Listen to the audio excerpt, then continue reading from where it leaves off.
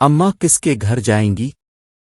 تینوں بیٹوں اور دونوں بیٹیوں کے چہرے پر ایک ہی سوال تھا، اور وہ سب کے سب گزشتہ 1 گھنٹے سے ہسپتال کے برآمدے میں ٹہل ٹہل کر اس سوال کا جواب سوچ رہے تھے۔ میرا خیال ہے اظفر بھائی سب سے بڑے ہیں، ان کا فرض ہے کہ اماں کو اپنے گھر لے جائیں، سائمہ نے بڑی دیر کے بعد اٹکتے ہوئے کہا۔ اظفر نے اپنی بیوی کی طرف دیکھا جو مسلسل تسبے کے دانے رول رہی تھی اور اماں کی سلامتی کی دعائیں مانگ رہی تھی۔ میں اپنے فرض سے انکار نہیں کرتا، لیکن تم سب جانتے ہو ہیرا سروس کرتی ہے اور اماں کے لیے اب فل ٹائم عورت کی ضرورت ہے۔ میرا خیال ہے تم گھر رہتی ہو، تم اماں کی دیکھ بھال اچھی طرح کر لوگی، خرچہ کی فکر نہ کرنا، وہ میں دوں گا۔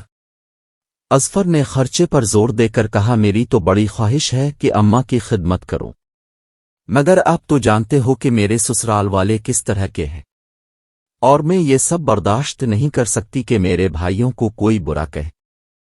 پھر کچھ لمحوں کے لیے پھر سکوت چھا گیا۔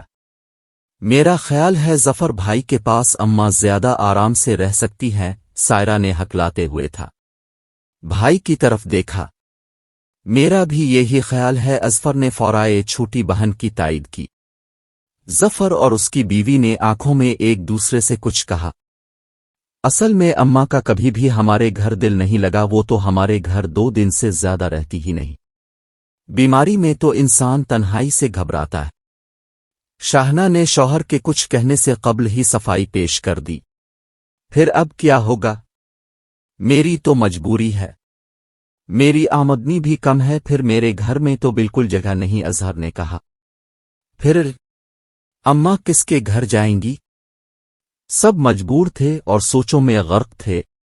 اب سب وارڈ نمبر 2 کی مریضہ کے رشتہ دار ہیں۔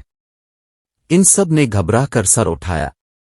جی آپ کو وارڈ میں ڈاکٹر بلا رہے ہیں، خدا خیر کرے۔ وہ سب تیزی سے وارڈ میں داخل ہوئے۔ I am sorry she is expired, doctor نے اظفر کے کاندھے پر ہاتھ رکھتے ہوئے کہا۔ سب نے ایک دوسرے کی طرف دیکھا۔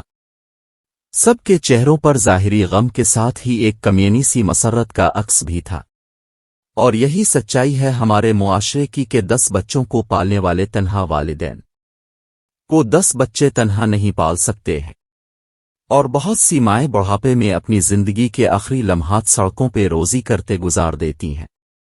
مہربانی فرمائیں اور اپنے والدین سے محبت کریں، اور جتنی ہو سکے ان کی خدمت کریں۔ آپ کی اولاد بھی آپ کی خدمت اور آپ سے محبت کرے گی۔